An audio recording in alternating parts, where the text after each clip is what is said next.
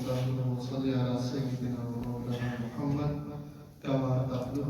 اللهم صل على سيدنا ومولانا محمد وعلى آل سيدنا ومولانا محمد وبارك وسلم.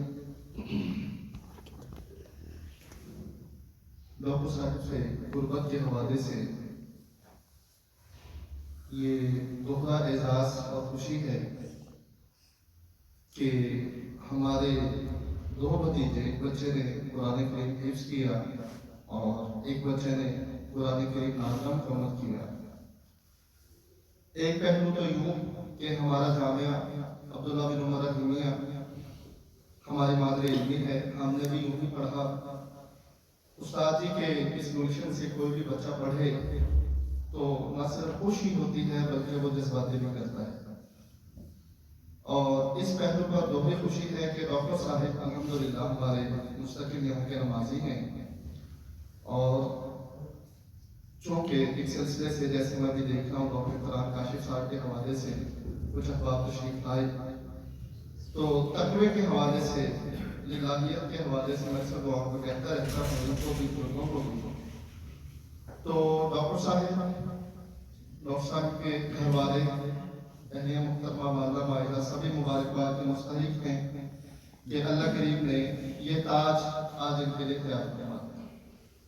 اور اس کے بعد ہمارے سازِ کرام بھی بہت مبارکباد کے مستحق ہیں کہ اس موقع پر میں حضرت استاد جی کے اہلیہ محترمہ ہماری باجی رحمہ اللہ کو ہرگز نہیں بھولوں گا کہ یہ گلشن جب تزئین ہو رہی تھی اس کی تو باجی کی بہت محنتیں تھی، یقیناً ان کی قبر بھی ٹھنڈی ہو گئی. فضائل قرآن کے حوالے سے جب بھی قرآن کریم کی تکمیل ہو تو بڑی باتیں کہی جاتی ہیں، کی جاتی ہیں، لیکن میں پہلی دو تین باتیں بھی عرض کیا کرتا ہوں، ہمیشہ کرتا ہوں. پہلی بات یہ ہے کہ ہم اس موقع پر اکٹھے اس لیے ہوتے ہیں کہ سیدنا عبداللہ بن عباس رضی اللہ عنہما ختم قرآن کے موقع پر اپنے گھر والوں کو آواز دے دیا کرتے تھے کہ آ جاؤ قرآن مکمل ہوا ہے، دعا کرتے ہیں. اللہ اس موقع پر دعا قبول فرماتے ہیں، یہ قبولیت کی گھڑی ہے. ایک تو اس لیے اجتماع اس حوالے سے اچھا ہے کہ چلے اجتماعی دعا ہوتی رہے، تو دعا پر تو ہمارے آج کل ویسے بھی جمعے چل رہے ہیں، دعا اللہ سے جتنا بھی مانگا جائے کم. دوسرا یہ ہے کہ بچے کے لیے بھی اعزاز ہو جاتا ہے، ادارے کے بھی کارکردگی سامنے آ جاتی ہے. لیکن حفظ کرنا کیوں ضروری ہے؟ ہم وہ جو فضائل کی حدیثیں ہیں وہ بعد میں دیکھتے ہیں. تو میں تین پہلو جو ہم نے اپنے اساتذہ سے سنے وہ بار بار سنایا کرتا ہوں. ایک پہلو یہ ہے کہ رسول اللہ صلی اللہ علیہ وآلہ وسلم کی اتباع میں ہم قرآن کریم حفظ کرواتے ہیں بچوں کو، کہ بچہ قرآن حفظ کرے اور اس کے بعد جو دعا کرے گا، پڑھے گا. یہ رسول اللہ صلی اللہ علیہ وسلم کی مبارک سنت تھی کہ رمضان المبارک میں جبرائیل خاص آتے تھے اور پڑھا کرتے تھے، رسول اللہ صلی اللہ علیہ وسلم کے ساتھ دور کیا کرتے تھے. دور کے خاص طریقہ ہے، قرآن کریم کا دور ہوا کرتا تھا، اور آپ صلی اللہ علیہ وسلم ان حالات میں تیز چلتی ہوئی ہوا سے زیادہ سختی بھی ہوا کرتے تھے. تو یہ حدیث ہے. تو ایک تو میں اب اس پر زیادہ گہری بات نہیں کروں گا. نمبر ایک، ہم رسول اللہ صلی اللہ علیہ وسلم کی مبارک اتباع میں اطاعت میں، اور اس سے بات کر تو کوئی دوسری بات رہ ہی نہیں جاتی، اس وجہ سے بھی ہم بچوں کو قرآن کریم حفظ کرواتے ہیں. ہم عام حالات میں پوچھیں کہ آپ نے کیوں حفظ کروایا تو والدہ کہتے ہیں کہ جنت مل جائے. بالکل ملے گی، لیکن یہ نیت ذرا درست ہو جانی چاہیے. ایک تو رسول اللہ صلی اللہ علیہ وسلم کی اتباع. دوسری بات کہ سلف صالحین کا طریقہ تھا کہ وہ اپنے بچوں کو کسی بھی طرح کی تعلیم دینے سے پہلے قرآن کی تعلیم دیا کرتے تھے. اور امام ابن تیمیہ رحمہ اللہ نے تو باقاعدہ سختی سے یہ پابندی لگا رکھی ہے کہ بچوں کو اس سے پہلے کوئی دوسری تعلیم نہیں دی جاتی، قرآن کریم کا سب سے اول درجہ ہے. تو اس وجہ سے ہم اپنے بچے کو سب سے پہلے قرآن کریم کی طرف ہی لگاتے ہیں. اب چونکہ اس کے تھوڑے سے ایک نظام تعلیم کی وجہ سے اس کا کوئی سائل بدل گیا ہو تو ممکن ہے، ورنہ ہماری والدین کی ہماری ترجیح پہلے یہی ہوتی ہے کہ جیسے ہی بچہ بولنے لگے تو اس کو نورانی قاعدے سے قرآن کی طرف لگاتا ہے. تیسری اہم بات، اور جس پر میں بات کرنا چاہتا ہوں، جو ہم سے اوجھل ہو جاتی ہے، میں یہ کہا کرتا ہوں کہ یہ جو بچے ہیں یہ بچے حافظ قرآن نہیں ہیں، یہ بچے آپ کے بچے نہیں ہیں، یہ بچے اللہ تعالیٰ کی فوج ہیں. اللہ کریم نے اپنے قرآن کی حفاظت کا ذمہ خود لیا. اِنَّا نَحْنُ نَزَّلْنَا الذِّكْرَ وَإِنَّا لَهُ لَحَافِظُونَ. یہ ذکر ہم نے اتارا ہے اور ہم ہی اس کے محافظ ہیں. اب سوال تھا کہ اس کی حفاظت اللہ کیسے کروائے گا؟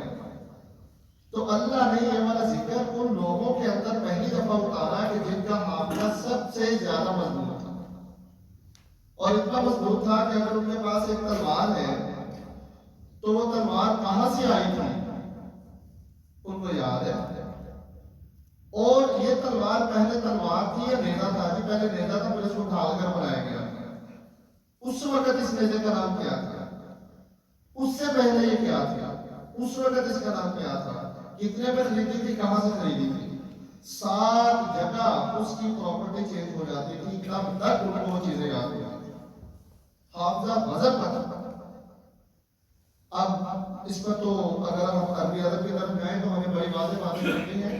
یہ جو شام کی طرف لوگ جاتے تھے تجارت کے لیے، تجارت کرنے گئے، وہاں سے واپس آئے، 2-4 دن ریسٹ کیا تو آ کر کہتے ہیں کہ آ جائیے جی ایک باندھی لے کر آئیے، آپ کو اشعار سنائیں گے. وہ باندھی کیا تھی؟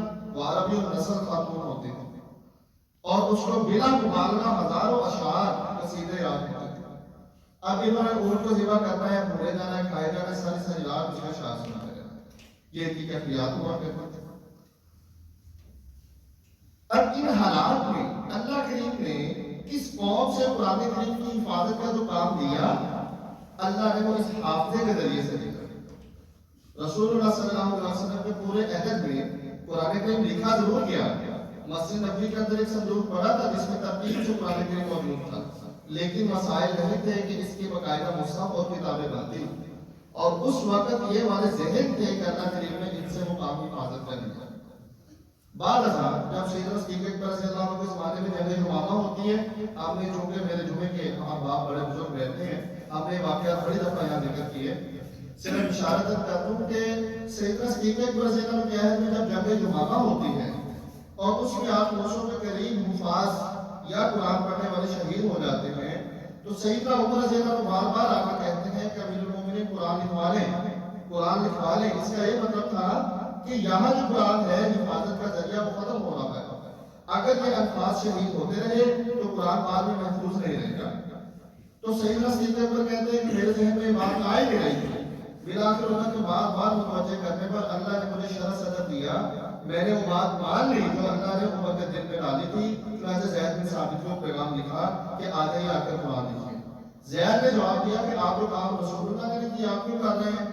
تو امیر المومنین نے فرمایا کہ میرے ذہن میں بھی یہی بات ہے، واپس آئیے. چنانچہ آپ مسجد نبوی میں پینل بیٹھ گئے. ڈاکٹر محمود غازی رحمہ اللہ لکھتے ہیں تقریباً 6 ماہ تک یہ پینل بیٹھا رہا اور یہ حافظ تھے. زید بن ثابت کا گھر رسول اللہ صلی اللہ علیہ وسلم کے گھر کے ساتھ تھا.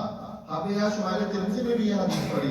جب رسول اللہ پر وحی آتی تھی، آپ صلی اللہ علیہ وسلم زید کو آواز دیتے، زید آتے لکھوا کر چلے جاتے، لیکن اس سے زیادہ حافظے میں محفوظ رہتے. اب یہاں پر یہ پینل بیٹھتا ہے اور اس کا کس طرح لکھنے کا طریقہ تھا، میں جس کی طرف آنا چاہتا ہوں. الحمدللہ رب العالمین، یہ سورۃ الفاتحہ کی آیت ہے. کیا تم لوگوں کے ہاتھوں میں بات موجود ہے؟ 2 لوگوں کے 2 گواہ موجود ہیں اس پر کہ جنہوں نے رسول اللہ سے سنی تھی. تو وہ لوگ آ کر کہتے ہیں ہاں جی، ہم اللہ کو حاضر ناظر جان کر گواہی دیتے ہیں کہ ہم نے رسول اللہ سے سنی تھی. وہ جو حفاظت کا سلسلہ دماغ سے اللہ کریم نے شروع کیا، کتابت تدوین کمپائلیشن آف قرآن کے وقت بھی اس کا انتہائی خیال رکھا گیا کہ لوگوں کے حافظوں پر جو اس وقت کے بہترین دیانتدار دل اور ذہن تھے ان کے کہنے پر جو قرآن کریم لکھا گیا. اور پھر یہ سلسلہ رک نہیں گیا. میں یہ کہا کرتا ہوں کہ ہم نے پہلے کمپیوٹر تصویروں میں دیکھتے ہیں، کمپیوٹر کی ایک ہارڈ جو ہوتی تھی اس کمرے سے بڑی تھی اس حال سے، اور اب اس کمپیوٹر کی ہارڈ دیکھی جائے تو اتنے سے کارڈ میں پوری دنیا آئی ہوئی. ہم اس کو کیا کہتے ہیں؟ یہ چیزیں نینو ہو گئی. تو یہ اللہ تعالیٰ کا اعجاز اور معجزہ ہے کہ ہمیں پہلے 60 سال کا حافظ ملتا تھا. سیدنا ابو عمر فاروق رضی اللہ عنہ فرماتے ہیں میں نے 10 سال میں سورۃ البقرہ سیکھی ہے اور اس بچے کا ایک لمحے میں سورۃ البقرہ کو سنا تھا. تو اب ہمیں اللہ کا یہ اتنا فضل ہے. میں کل یا شاید پرسوں یہاں پر بات کر رہا تھا کہ جتنی دین سے دوری ہوتی جا رہی افراد اتنے زیادہ تیزی سے پیدا ہوتے جا رہے ہیں اور اب وہ 60-70 سال کی عمر کے تو کیا پیدا ہو رہے ہیں، 9-10 سال کے ماشاءاللہ بچے ہمارے سامنے آ رہے ہیں۔ یہ اللہ کا معجزہ، الحمدللہ ہماری خوش قسمتی ہے کہ یہ نینو حافظ ہم اپنی آنکھوں سے دیکھ رہے ہیں۔ اور یہ کیوں ہے؟ یہ اللہ تعالیٰ کی وہ بڑی فوج ہے کہ اللہ نے فرمایا تھا میں اس قرآن کی حفاظت کا ذمہ لیا ہے اور میں کر کے دکھاؤں گا کہ میں اس کی حفاظت کیسے کرتا ہوں۔ آپ کھولش کے دکھائیے کہ سینوں سے حفاظت کبھی بھی لفظوں سے معذاللہ کوئی آدمی اگر دشمن ہو جائے، اللہ نہ کرے، لفظوں سے اور آگ سے مٹایا جا سکتا ہے، لیکن اللہ کی اس فوج کے سینوں سے نہیں مٹایا جا سکتا۔ تو یہ حفاظت کا جو اللہ کریم نے سلسلہ بنایا، تو اس حفاظت کا جو سورس تھا وہ اللہ کریم نے ان بچوں کو بنایا۔ اب اس ساری گفتگو کو مد نظر رکھتے ہوئے دیکھیے کہ جب ایک بچہ یا ایک نوجوان کسی فوج میں بھرتی ہوتا ہے تو اس کی بہت سی مراحل طے ہو جاتی ہے۔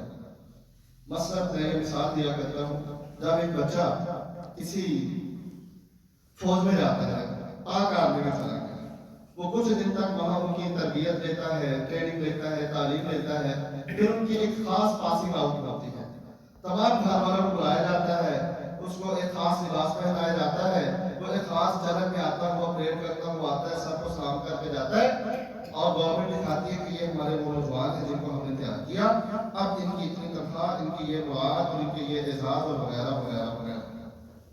اگر دنیا کی یہ فوجوں کو ملتا ہے تو کیا اللہ اپنے فوجیوں کو کچھ نہیں دیں گے؟ اب ہم ان حدیثوں کو دیکھتے ہیں، کیا دیں گے اللہ تعالیٰ؟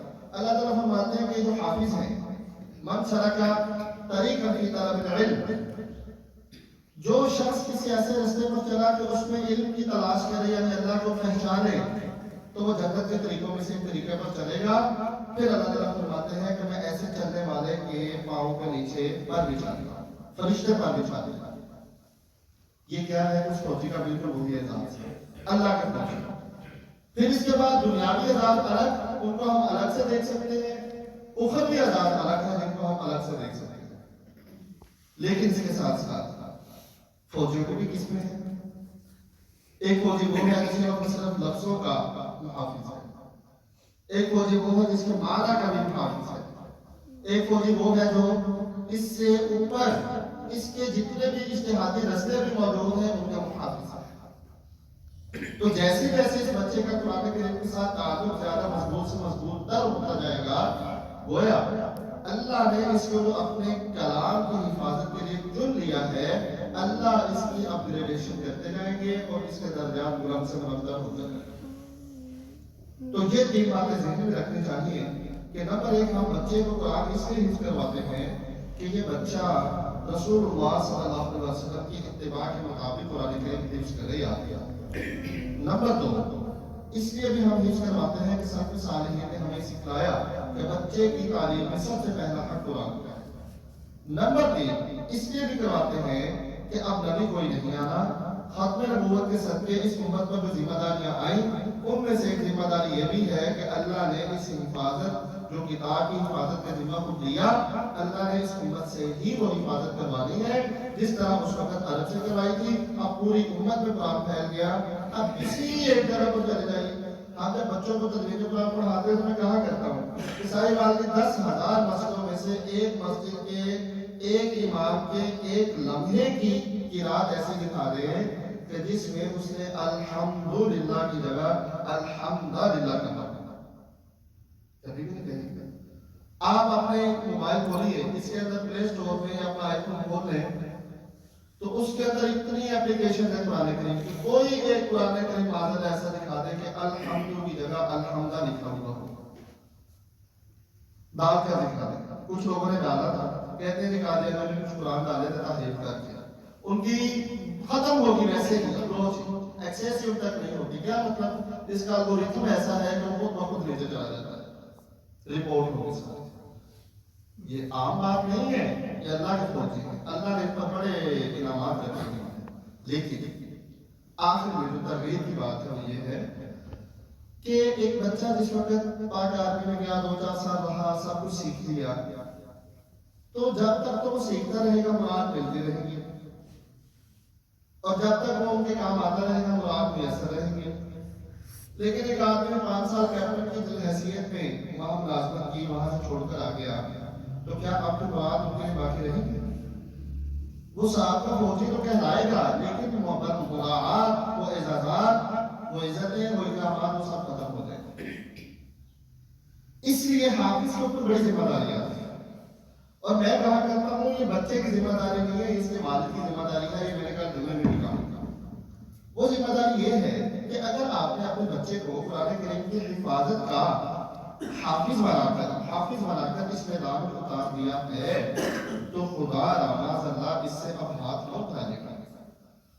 اب میں وہ کل جو بات میں نے نہیں کی تھی، میں نے اس لیے چھوڑی تھی کہ کل میں نے کر دی۔ کہا جاتا ہے، حدیث مبارک ہے کہ والد کی دعا اور آپ کے حق میں سب سے زیادہ قبول ہوتی ہے۔ والد کیوں؟ اب اگر ہم اس بچے کے حفظ کے بارے میں دیکھ لیں تو اس بچے کی آئندہ کی مصروفیات، وہ تعلیمی ہو، وہ معاشی ہو، یا کچھ بھی ہو، وہ والد کی اختیار میں ہوا کرتی ہے۔ اب والد چاہے گا، ذمہ داری لے گا، سرپرستی کرے گا، دوسری چیزوں میں سے وقت نکال کر قرآن کریم پر وقت دلوائے گا، تو ظاہر ہے کہ اس فکر اور اس دعا کے بدلے میں یہ بچہ ہمیشہ کے لیے حافظ قرآن رہے گا، قرآن کبھی بھی نہیں بھولے گا۔ یہ بہت بڑی ذمہ داری ہے، اور اگر خدا نے خاصہ اس ذمہ داری سے والدین کہتے ہیں کہ 2-3 سال ہمیں پڑھا لیا، بچہ جانے کو جانے نہیں، ابھی تو اصل وقت شروع ہوا ہے۔ والد کی ذمہ داری ہے والدین کی کہ استاد کے ساتھ تعلق اہم رکھیں، استاد کے ساتھ تعلق کی برکت کی وجہ سے قرآن کریم یاد رہتا ہے۔ یہ مشاہدات ہیں، تجربات ہیں، استاد کی دعا، نظر شفقت، نظر کرم، اس کی وجہ سے بھی قرآن یاد رہتا ہے۔ نمبر 2، والدین کی دعاؤں کی وجہ سے بچہ راہ ہدایت پر رہتا ہے، یہ بہت ضروری ہے۔ اور تیسری اور جو ایک اہم بات ہے کہ بچے سے ہر سال سنا جائے قرآن کریم، اور ہر سال وہ کیسے سنائے گا؟ یعنی رمضان میں اگر تراویح پڑھانی ہے تو ظاہر ہے کہ وہ روزانہ پڑھتا ہوگا تو آگے پڑھائے گا، اور اگر اس میں کہیں کمی آ گئی تو خدا نہ خاصہ قرآن بھول گیا یا اس میں کمی کوتاہی ہو گئی تو پھر وہ حدیثیں یاد کریں۔ رسول اللہ صلی اللہ علیہ وسلم فرماتے ہیں کہ میرے اوپر اس دنیا میں ہونے والے تمام نیک اعمال پیش کیے گئے، حتیٰ کہ وہ نیک عمل بھی پیش کیا گیا جو جنت سے، مسجد سے کوڑا نکالنے والا ایک نیک عمل۔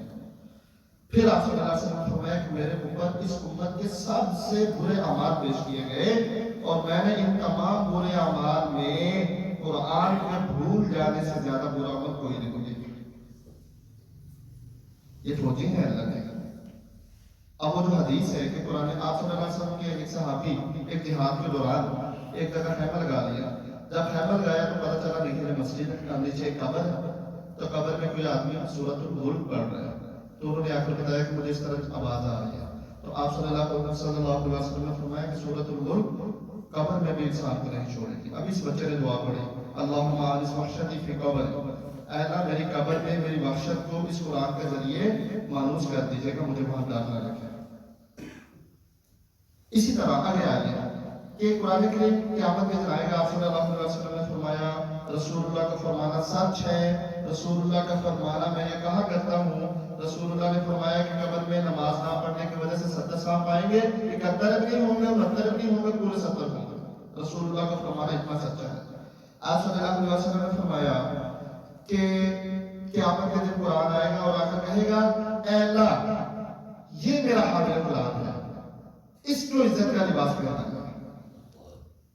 تو پھر آپ صلی اللہ علیہ وسلم فرماتے ہیں کہ اللہ قرآن کی سفارش پر اس کو عزت کا لباس پہنائیں گے، اور ان کے والدین کو سونے کا تاج پہنایا جائے گا جس کی روشنی اس چاند سورج سے بھی زیادہ ہوگی۔ ہمیں لگتا نہیں ہے نا، ہم آرٹیفیشل انٹیلیجنس کے دور میں پیدا ہوئے، ہمیں یہ لگتا ہے کہ بٹن دبائے اور سامنے اسکرین پر وہ چیزیں بننا شروع ہو جائے تو شاید یہ ٹھیک ہے۔ مادیت میں ہماری روحانیت کا بیڑا بلک رہتا ہے، سمجھ نہیں آتی۔ لیکن یہ کب ہوگا؟ یہ تب ہوگا کہ آج 10-11 سال کے بچے نے جو حفظ کیا، یہ آئندہ 100 سال عمر پائے انشاءاللہ نبی نے، اور اس پورے 100 سال میں قرآن کریم کی حفاظت کی جو ذمہ داری اس نے لی اس کو نبھائے رکھے، تو پھر یقین والدین کے لیے بھی عزت کے لباس ہیں اور ان بچوں کے لیے بھی عزت کے لباس ہیں، حتیٰ کہ ایسے بچوں کے لیے کہ ایسے حفاظ کے لیے فرمایا گیا کہ اگر تمہارے گھر میں 5 لوگ ہیں، حدیث ہے مختلف تعداد میں، ان 5 کو جنت میں لے جاؤ، 10 ہیں 10 کو جنت میں لے جاؤ۔ اللہ کریم کی شفاعت ایسے لوگوں کے بارے میں قبول فرمائیں گے جن پر دوزخ واجب ہو چکی ہے۔ اصل میں باتیں ذرا زیادہ ہو گئی، چھوٹی سی گفتگو کرنے کی۔ 3 باتوں کی وجہ سے ہم قرآن حفظ کرواتے ہیں۔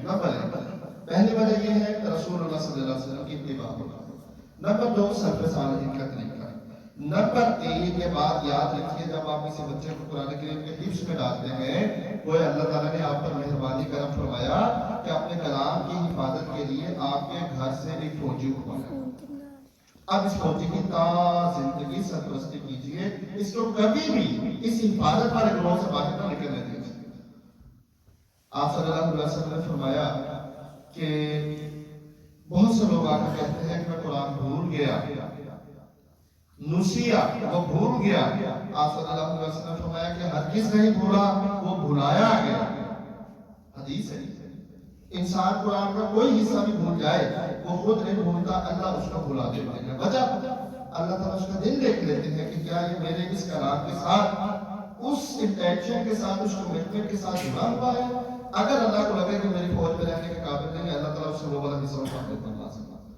اور اس کی کتنی وجہیں ہیں۔ آپ صلی اللہ علیہ وسلم نے فرمایا میں معراج میں گیا تو وہاں پر ایک آدمی ایک بڑا سارا فرشتہ بڑے سارے لوہے کے پتھر سے اس کے سر پر زور سے ہتھوڑا مارتا ہے اور سر ریزہ ریزہ ہو جاتا ہے، پھر ٹھیک ہوتا ہے، پھر یہی کرتا ہے۔ تو میں نے جبرائیل سے پوچھا یہ کون ہے؟ تو جبرائیل نے کہا یہ وہ لوگ ہیں جن کو اللہ نے قرآن کا کچھ حصہ یا قرآن کل دیا تو انہوں کو بھلا دیا۔ اتنی بڑی وجہ ہے۔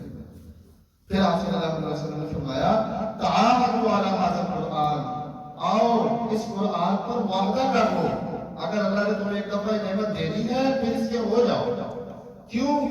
اس لیے کہ ایک اونٹ جب بھٹک جائے تو وہ اپنی رسی چھڑا کر اتنی تیزی سے نہیں بھاگتا جتنی تیزی سے قرآن کریم سینوں سے نکال دیا جائے۔ یہ بہت ضروری ہے، یہ ترغیب کی بات بہت ضروری ہے۔ اور یہ میں اس لیے کیا کرتا ہوں کہ میں 2-3 مرحلوں سے گزر چکا تھا، میں نے دوبارہ استاد سے یاد کیا قرآن کریم، اس لیے میں جب بھی یہ بات کروں، جب بھی میں یہ بات کروں ختم قرآن کے حوالے سے، میرے پاس یہی 3-4 باتیں، میں نے اس کے علاوہ کبھی اس موضوع پر گفتگو تیار نہیں کی۔ اس پر البتہ میں نے ضرور ریسرچ پیپرز پڑھے ہوئے ہیں کہ کیا وجہ ہے کہ جس طرح دین سے جڑی ہوتی جا رہی ہے، حافظ قرآن بڑھتے جا رہے ہیں اور چھوٹی سے چھوٹی عمر کا حافظ سامنے آ رہا ہے۔ تو اس کا نتیجہ یہ بھی ہے اللہ نے اس گئے گزرے دور میں بھی اپنے کلام کی حفاظت کا ذمہ یوں لے کر دیکھا۔ تو اس کی ترغیب کے ساتھ دوبارہ سے مبارکباد کہ جب اللہ تعالیٰ کو نعمت دیتے ہیں، میں نے کل پرسوں یہاں ایک مثال دی تھی کہ اگر اس گھر میں کچھ نہیں ہے دروازہ کھلا رہے کوئی نہیں آئے گا، اگر اس گھر میں کچھ ہے تو پھر والد کی بات ذمہ داری ہے جا کر تالا بھی دیکھے گا، دعا پڑھ کر اس پر پھونک بھی مار کر آئے گا، واپس آ کر اس دولت کو بھی دیکھے گا کہ ٹھیک پڑی ہے، کوئی مسئلہ کمی کوتاہی تو نہیں ہوئی۔ تو اب والدین کی دعائیں پہلے سے زیادہ بڑھ جاتی ہیں۔ تاج آپ کا تیار ہو گیا، اب اس تاج کی حفاظت اور اس کو پہننے تک اس کی فکر میں لگے رہنا، یہ اب دوسری ذمہ داری شروع ہو گئی۔ اللہ تعالیٰ نے جس طرح پہلی ذمہ داری نبھانے کی توفیق دی، اللہ تعالیٰ دوسری تمام ذمہ داریاں نبھانے کی بھی توفیق دے۔ اللہ تعالیٰ کامل پکا حافظ قرآن بنائے، نہ صرف لفظوں کا بلکہ معانی کا، مفاہیم کا اور ان پر عمل کرنے والے پکے سچے ان بچوں کو اللہ تعالیٰ حافظ قرآن بنا دے کہ یہ بچے اپنے والدین کے لیے، اپنے دادا پر دادا، نانا پر نانا، سبھی کے لیے باعث رحمت ہوں، باعث بخشش ہوں۔ اور اللہ تعالیٰ یقین ان کے دادا کی قبر ٹھنڈی ہوئی ہوگی۔ ڈاکٹر صاحب کو ایک دفعہ ان کے گھر والوں کو دوبارہ سے مبارکباد، اور اس بچے کے لیے سعادت کی بہت سی دعائیں کہ اللہ تعالیٰ ان بچوں کو اپنے دین متین کے لیے قبول فرمائے۔ اس کے علاوہ جو بھی بچے حسین بھائی کی بیٹی نے حفظ کیا، اس کے علاوہ جو بچے یہاں پر ابھی کر چکے یا کر رہے ہیں، اللہ تعالیٰ تمام کو منزل منصور پر بخیر وافر پہنچا دے، اور اس ادارے کی جو کارکردگی ہے اور اس کا جو پھل ہے وہ روز بروز یوں بڑھتا رہے۔ اللہ استاد جی کی زندگی میں بھی بہت برکتیں دیں کہ یہ بڑی دستگاہ یقین بالیقین استاد جی کے دفعوں سے ہے، اللہ تعالیٰ اس میں بہت برکتیں دیں۔ وآخر دعوانا الحمدللہ۔